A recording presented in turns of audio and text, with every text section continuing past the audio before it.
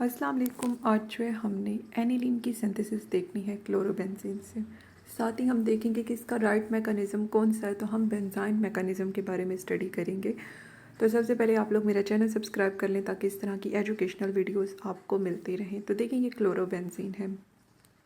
अब क्लोरोबेंजीन में दो तरह के प्रोडक्ट, ये NH2 जो है इसके पास लोन पेयर है। लोन पेयर मतलब इलेक्ट्रॉन डेंसिटी, और जिसके पास इलेक्ट्रॉन्स होते हैं वो खुद क्या होता है, positive charge loving, nucleus loving.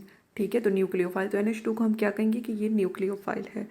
तो अब इससे जो प्रोडक्ट बन रही है, देखिए एक ऑर्थो पोजीशन वाली बन रही है और एक जो है बेटा पोजीशन वाली बन रही है। जो एक्सपेक्टेड है वो 38% बन रही है, जो अनएक्सपेक्टेड है वो 62% जो है बन रही है। नेक्स्ट वो कह रही हैं कि ये जो है SN2 मैकेनिज्म है। SN1 और SN2 का आपको पता है, जब भी SN2 होगा इसका अपोजिट माइंड में रखना है कि ये सिंगल स्टेप होगा। जो SN1 होता है न्यूक्लियोफिलिक सब्सटीट्यूशन, तो वो जो SN1 होता है वो दो स्टेप का होता है। एक स्टेप में अटैकिंग ग्रुप अटैक करेगा, एक में लिविंग ग्रुप लीव करेगा। ये सब रिएक्शन मैकेनिज्म स्टडी करने के साथ ये जनरल इन्फॉर्मेशन होना ज़रूरी है। और इवन E2 भी इसी की तरह है।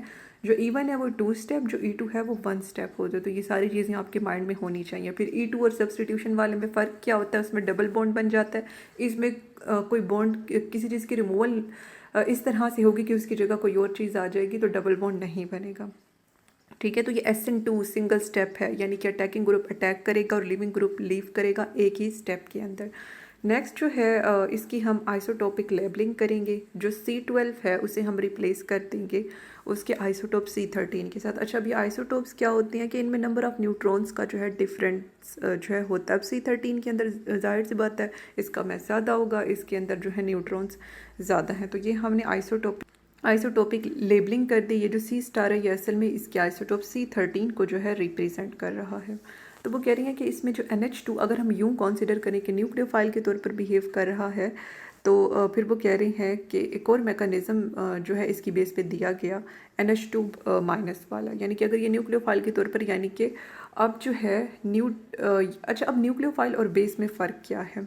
न्यूक्लियोफाइल और बेस में बेसिकली ये डिफरेंस होता है कि जो बेस होती है वो अपनी इलेक्ट्रॉन सिर्फ हाइड्रोजन को देती है, न्यूक्लियोफाइल किसी और चीज़ को भी दे सकता है। तो यहाँ पे देखें ये तो देखें जो पिछला मैकेनिज़्म था ना, इसमें NH2 आकर अटैच हो रहा है Cl की जगह पर।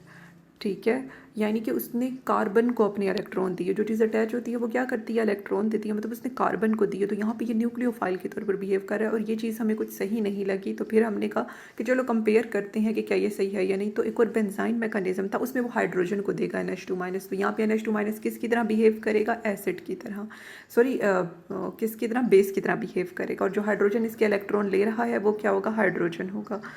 ठीक है, तो NH2 माइनस, तो ये NH3 बन गया और इसके जाने से फिर Cl भी रिमूव हो जाएगा, तो ये बेंजाइन बन गया। अब बाकी का काम बेंजाइन। अब ये जो बेंजाइन बना है ना, जो बेंजाइन मैकेनिज्म है, उसमें NH2 न्यूक्लियोफाइल के तौर पे बिहेव नहीं कर रहा है। ये देखें, ये अपने इलेक्ट्रॉन हाइड्रोजन को दे रहा है, तो ये किसके तौर पर जो है यहाँ पे बेस के तौर पर बिहेव कर रहा है, और यही राइट मैकेनिज्म है। अच्छा, ये सेकेंडरी अल्काइल हैलाइड है और NH2 सोडामाइड NaNH2 है, ये जनरल इन्फॉर्मेशन है। और यहाँ पे इलेक्ट्रोफिलिक सेंटर क्रिएट होगा इलेक्ट्रॉन लविंग, क्योंकि जो Cl है ये अपनी इलेक्ट्रोनेगेटिव होता है, इलेक्ट्रॉन को खींच लेगा। तो इलेक्ट्रॉन की डेफिशिएंसी यानी कि इलेक्ट्रोफिलिक, अब जिसके पास जो चीज़ नहीं होती वही वो लविंग होता है, तो इलेक्ट्रोफिलिक इलेक्ट्रॉन लविंग। ठीक है, तो अब देखिए, अब बाकी का काम जो है बेंजाइन पर होगा। NH2, अब बेशक NH2 इसके साथ अटैच हो जाए, अब यहाँ पे वो बेस की तरह जो है काम नहीं कर रहा है, तो ये NH2 जो है अटैच होगा, तो ये ऊपर की तरफ जो है चला जाएगा ये एक बॉन्ड, तो फिर और उसकी जगह सिंपली हाइड्रोजन आ गया, जो कि यहाँ पे जो है फिर NH2 के साथ मिलेगा तो NH3 बना देगा। और इसका बेसिकली सोर्स क्या था, ये जो NH2 आया जो H के साथ मिला है NaNH2 था। नेक्स्ट वो इस पे अटैक कर रहा है, तो यहाँ पे पोजीशन का जो है डिफरेंस है, तो फिर इसमें भी सेम वैसे ही दूसरी साइड पे जाके माइनस, और फिर वो हाइड्रोजन वो NH2 के साथ मिलकर NH3 बना देगा। फिर एट द एंड कह रही हैं कि ये जो सारा सोर्स है इसका NaNH2 है।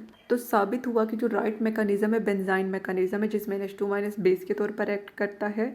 और नीचे मैंने इनका डिफरेंस लिखा है जो कि मैंने आपको पहले बता दिया। तो यहाँ पे इसकी यही हकीकत बता रही हैं कि ये हाइड्रोजन के ऊपर अटैक करता है और बेंजाइन बनाता है, और फिर मजीद रिएक्शन जो होगा ये बेस के तौर पर बिहेव करेगा। ये राइट मैकेनिज्म है। और बाकी जो हम सोच सकते थे कि बेंजीन भी अटैक कर सकता है, तो वो इलेक्ट्रोफिलिक सब्सटीट्यूशन होता है, और बेंजीन की वो जगह अटैक करती है जहाँ पे इलेक्ट्रॉन ज़्यादा होते हैं, और न्यूक्लियोफिलिक सब्सटीट्यूशन भी हो सकती थी, लेकिन वो सही मैकेनिज्म जो है नहीं है।